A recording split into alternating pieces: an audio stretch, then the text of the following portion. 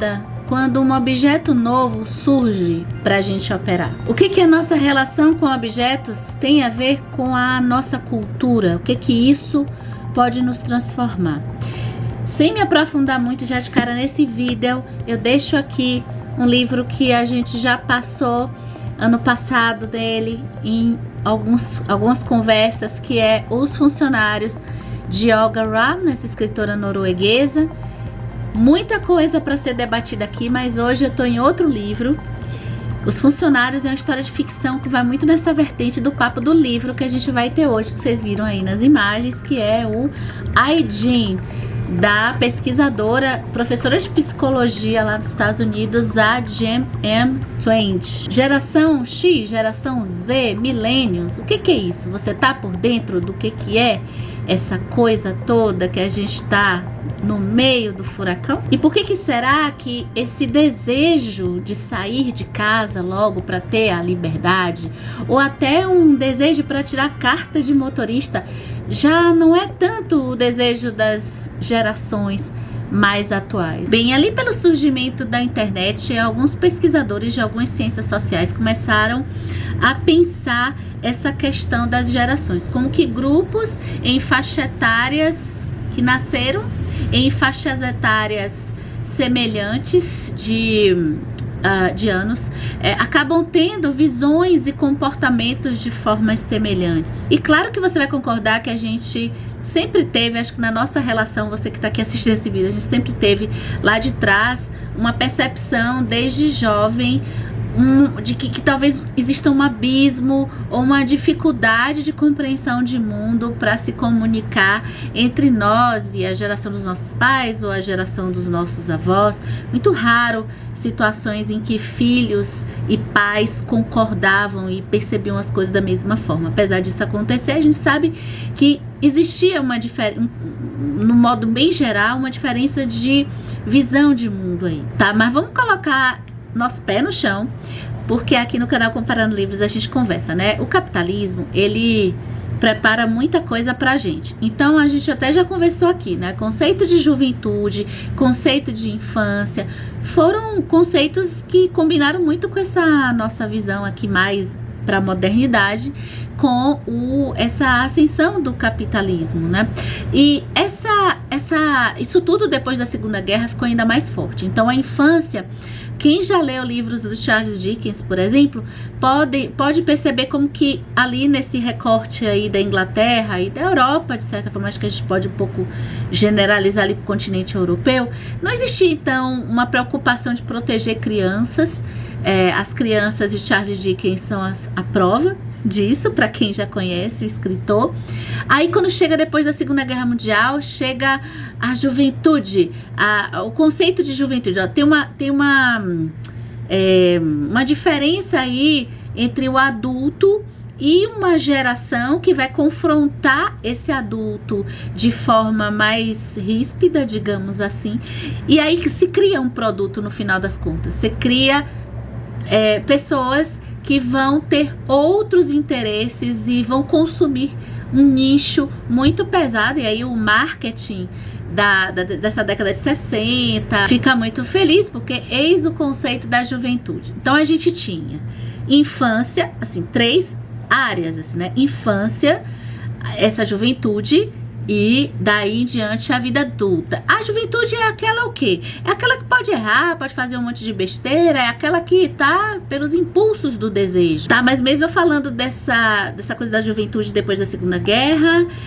essa coisa da separação em que de diferentes visões de mundo que vem com a modernidade na literatura, dos intelectuais que eu já pude acompanhar em alguns cursos que eu andei fazendo, a gente tem aí um livro que eu quero muito conhecer, acho que vai ser esse ano, e é o Ivan Turgenev. Já conheci o escritor ano passado, comentei aqui como foi uma estreia maravilhosa com ele.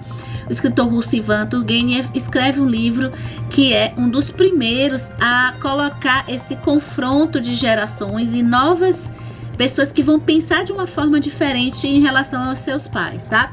A gente tem aí o Pais e Filhos, porque o título tá aqui atrás, que vai abordar muito isso aqui. Então, no final das contas, o que é agora, já vindo para nossa época, então o que é essa coisa das gerações que você ouve falar em algum momento? Se você tá aí nos meios de comunicação, você já deve ter ouvido falar, já pode ter dado um Google. É especificamente, então, o fato de eu ter nascido numa época somente que mostra que eu sou de uma geração. Então, logo na primeira página aqui do IDIN, a gente tem uma explicação para a gente entender, né? Esse ponto de partida do nosso nascimento, e aqui a gente tem ciência e estudo de grupos. Não necessariamente a gente vai ler esse livro e vai dizer eu sou exatamente igual aqui a essa geração, mas a gente vai pegando pontos e vai se identificando. Logo na primeira página a gente tem a explicação de que essas gerações, elas acabam sendo importantes partindo do mesmo ponto da juventude que surge na Primeira Guerra, do final da Segunda Guerra Mundial, que tem a função do marketing. Só que isso impacta nas nossas vidas, e além da gente trabalhar com marketing ou não, é importante a gente entender, de certa forma, até para entender melhor porque que às vezes uma pessoa com não tanto uma idade de pai e filho já tem talvez um pequeno abismo aqui entre eu e ela. Então, na explicação, a gente tem o seguinte: quando a gente fala geração, a gente não está falando só nas datas. A gente fala aqui, mas também um conjunto de elementos materiais e sociais que determinam, em grande medida, o comportamento do conjunto de jovens. O fato de ter a relação com os objetos, com a tecnologia, mais cedo ou mais tarde, na medida da passagem dos anos, tem afastado um pouco essa visão e esse relacionamento em diversas áreas da nossa vida entre as pessoas. Então isso tem interferência não só no marketing, como eu falei, mas isso tem interferência nas relações no âmbito da sociologia, da psicologia. A autora do IDIN, ela é professora de psicologia, da antropologia, até da ciência política também.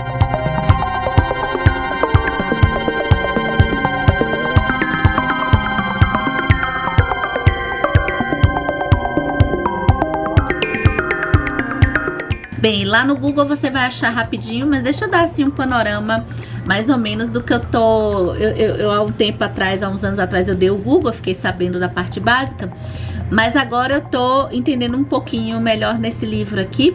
Então, a gente tem aí o ponto de partida. É bom a gente perceber isso, que o ponto de partida desses estudos está nos Estados Unidos. Agora, eu aprendi aqui logo no comecinho que tem uma diferença para aqui pro Brasil em termos de período, tá? Mas as gerações são as mesmas. Vamos começar com os baby boomers, que estão ali das pessoas, na faixa das pessoas que nasceram desde 1945 até 1964. Os baby boomers, pelo título, se a gente for traduzir um pouco, são aqueles que fazem muitos filhos, são aqueles que vão muito avidamente para a vida adulta, foram aqueles que logo ali depois do pós-guerra viram uma necessidade alta de uma esperança muito grande no futuro e na construção de comunidades, ideais mais comunitários. E eles fizeram muitos filhos, né? Eles tiveram muitos filhos, eles não tinham muito e queriam viver muito a coisa da vida sexual. A geração X é aquela que vai nascer entre 1965 e 1984. Eu tô falando a parte da adaptação daqui do Brasil, tá? Tem um pouco de diferença, tem tudo aqui no IDIN, caso você tenha curiosidade de saber. Então, o que a gente tem aí, né? Essa é a minha geração. É uma geração que ainda carrega algumas coisas lá do Baby Boomers, mas a gente já foi aí, de certa forma, não com tanto entusiasmo para essa saída de casa correndo, essa vida enlouquecida do sexo. A gente já vai dando uma freada nesse quesito. A expectativa de querer ter muitos filhos já não tá muito na geração X. E é uma geração que só vai ter o contato com as redes sociais mais para uma fase mais adulta. A próxima é a geração Y, ou os famosos milênios. Aí, o que acontece? Todo o projeto que se tinha de comunidade, dessa parte de querer ter filhos e construir a família, já cai ainda mais. Os milênios, que eu particularmente, sem nenhum critério acadêmico, eu chamo de geração Harry Potter, que eu gosto muito dessa geração, por sinal. Aí já começa aí num caminho mais de impacto, porque eles pegam na adolescência deles a ascensão da internet. Então eles já pensam de uma forma em que o projeto pessoal, individual, ganha maior relevância do que o projeto de constituir famílias, né? Então a gente já cai um pouco daquele ideal das princesas da Disney, e por isso que eu acho que eu chamo da geração Harry Potter, e acaba caindo também na geração Crepúsculo, porque aí o sexo começa a decair até um pouco, né? A Diana Corso e o Mário Corso, eu não me lembro se eu sei que eu já comentei, mas eu não vou me lembrar o vídeo, que eles analisam muito a ficção sob o ponto de vista psicológico, em que quando aquilo aparece na ficção, representa algo, e faz sucesso, representa algo de uma geração.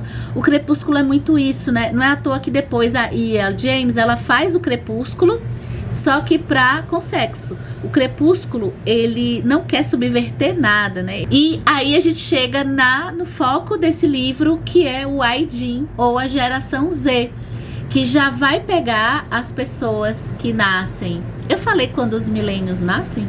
Tá, os milênios, eles são de 1985, eu posso estar bagunçando esse vídeo, 1985 até 1999. E a geração Z já vai nascer do ano 2000 até o ano 2009. Uma coisa interessante para vocês repararem é como o período encurta um pouquinho mais, né? A gente começa com 20 anos numa geração e vai terminar com 10. E nessa geração Z, aí a coisa já tá muito mais evidente, porque essa geração Z vive a sua infância e a sua adolescência dentro do universo virtual. As relações pessoais e as relações sociais ao vivo já causam muita angústia, né? É uma geração que vai se comunicar muito mais tempo no virtual. A geração Z, ela se caracteriza também, o que é um alvo de muito da minha curiosidade para aprender mais dessa coisa da tecnologia, das nossas relações e dessas gerações, que é o aumento de transtornos mentais, né? Já começa lá nos milênios esse alerta de que o gráfico dos transtornos mentais entre jovens começa a subir, e no Z já é quase unanimidade, praticamente todos já passaram ou passam por instabilidades emocionais e transtornos mentais muito frequentemente.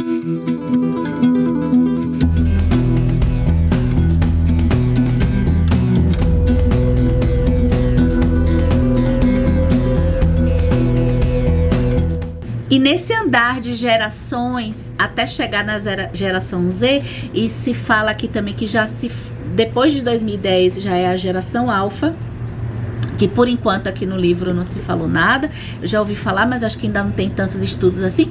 Mas quando a gente chega na geração Z, que a gente começa, aqui no livro, ela já vai colocar algo a respeito de compreender as relações sexuais. É um caminho que vai se fazendo de metrificação das relações sociais e afetivas.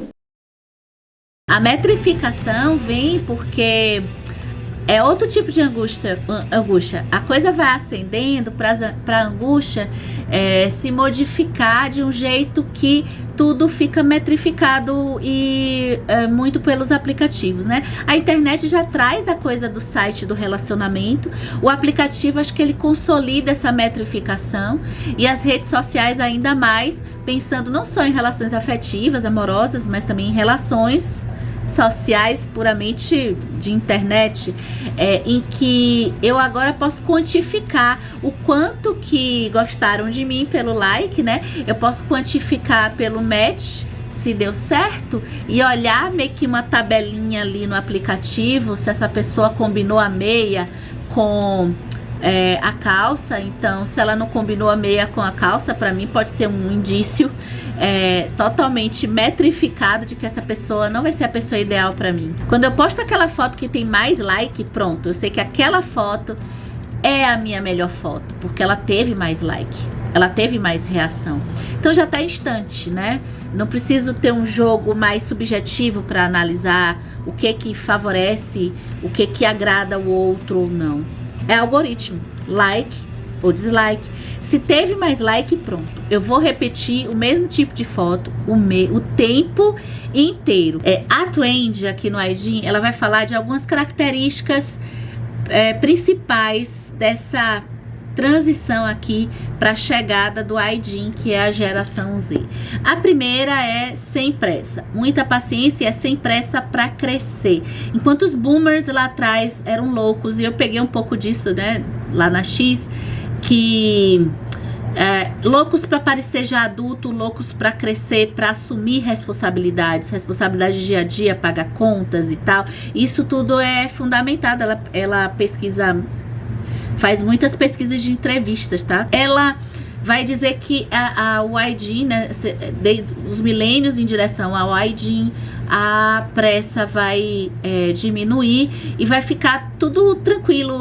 Mesmo que eu não tenha a liberdade, não importa. Eu estando em casa, eu tô mais confortável e eu tô feliz na casa dos pais. Esse sem pressa vale também para a vida adulta. A infância fica mais tempo, então ela faz estudos aqui como é que ela percebe que o comportamento de uma pessoa com 10 anos lá na década de 70, indo em direção ao Z, a geração Z, ela já tá próxima aí dos 14, 15 anos, com esse mesmo comportamento. Isso foi muito bom, porque eu pude perceber na parte acadêmica, até para ter mais repertório para entender o porquê que também eu, talvez por ser X, né, apesar de ter um pontinho de milênio, mas eu tenho uma dificuldade já, talvez aí também no milênio e no Z, de compreender muitos romances em que personagens com 30 anos, na minha visão, eu não consigo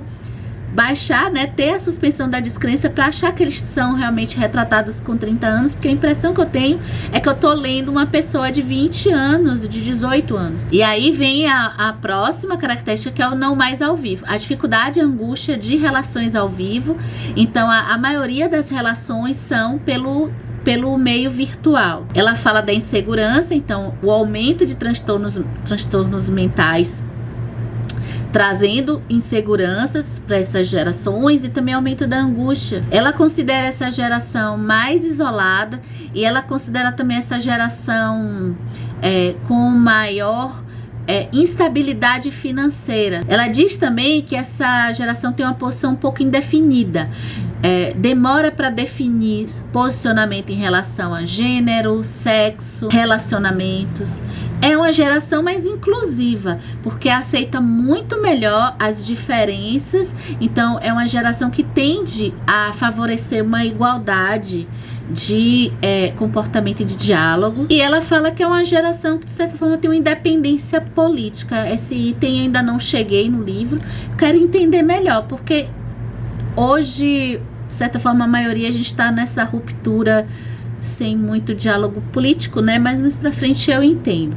Bem, ler e falar aqui um pouco, instigar vocês para conhecer o Aidin, é muito porque aqui nesse canal, se você chegou nesse vídeo, agora a gente tem uma série, esse é o terceiro vídeo da série, que é uma série da tecnologia, as nossas relações.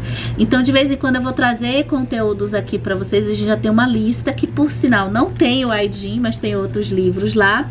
A gente já tem uma lista de livros de indicação para você que gosta de compreender a tecnologia, a interferência desses objetos nas nossas relações, o que mudou nos nossos comportamentos e nossos afetos. E todas as referências que eu utilizei aqui para esse vídeo vão estar no box de descrições desse mesmo vídeo no YouTube.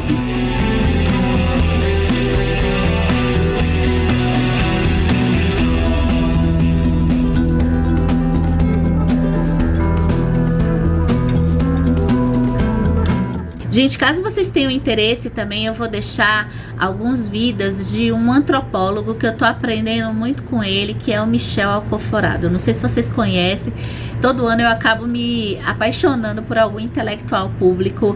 E nesse segundo semestre, eu já conheço o Michel Alcoforado em vídeo desde 2020, na pandemia, que tinha uma entrevista dele com o Luiz Felipe Pondé, que eu gostava muito, que falava muito de relacionamento amoroso, já nessa pegada da geração Z. Eu descobri que ele fala na Rádio CBN, que eu ouço por podcast, e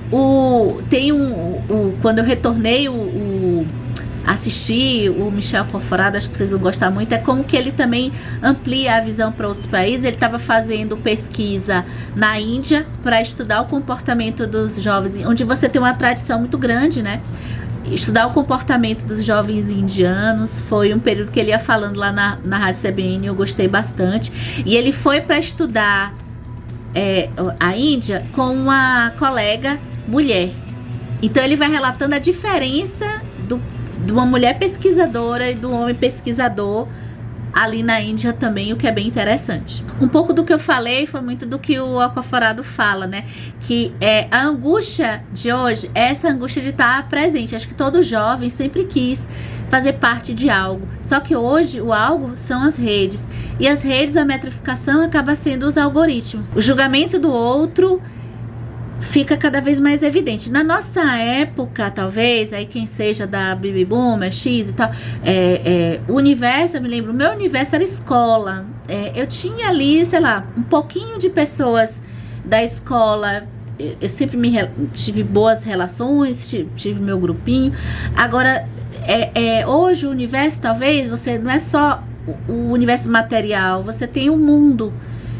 Um universo que vai até além da sua escola. Imagina o que é estar com as pessoas nas redes sociais postando felicidade o dia todo e viralizando positivamente, ou seja, sendo popular, viralizando com dancinha de TikTok, né? Você expande, eu acho, a dimensão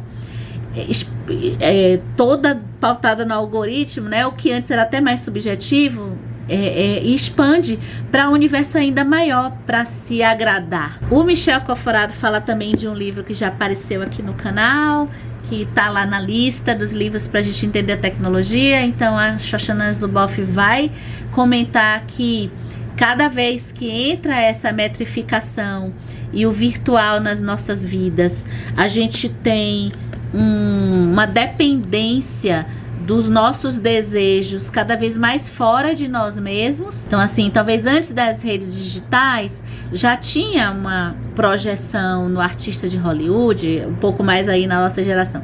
Artista de Hollywood, a modelo, mas ela é um universo ainda muito distante, porque hoje quem tá colocando aquela foto magnífica é o seu vizinho, é a sua colega de escola. Então é como se talvez o padrão esteja ainda mais elevado. Se você for ler o IDIN, o estudo da Twenge, ela vai passar justamente meio que nesse resumão que eu falei aqui. Então ela vai estudar essa coisa do tempo, né? Ela vai estudar por que não existe mais o interesse de sair rápido da casa dos pais, essa coisa do online, do tempo que eu escolho me comunicar, o tempo que eu não tô mais pro tempo real, pro tempo ao vivo. A saúde mental, isso é muito importante a gente ficar atenta, né? A questão do isolamento, o que é o isolamento de que ela tá falando aqui, de que as pessoas estão cada vez mais isoladas. O narcisismo, que a gente já conversou aqui, impera muito, né, partindo ali dos milênios. A coisa do sexo, que é muito interessante, uma coisa que eu não imaginava até conhecer o Michel Alcoforado, que foi o primeiro intelectual que eu ouvi falar. Eu não imaginava isso, que a prática sexual vai decaindo, né, até chegar na Z, que é a geração que menos faz sexo desde os boomers, né, pra cá, segundo esses estudos, né. E ela vai passar um pouco por essa independência política, que é o capítulo que eu ainda quero chegar. Bem, acho que é isso para esse vídeo. Eu queria saber de você, como você acha que a tecnologia está mexendo com as relações sociais na sua geração? Me conta aqui.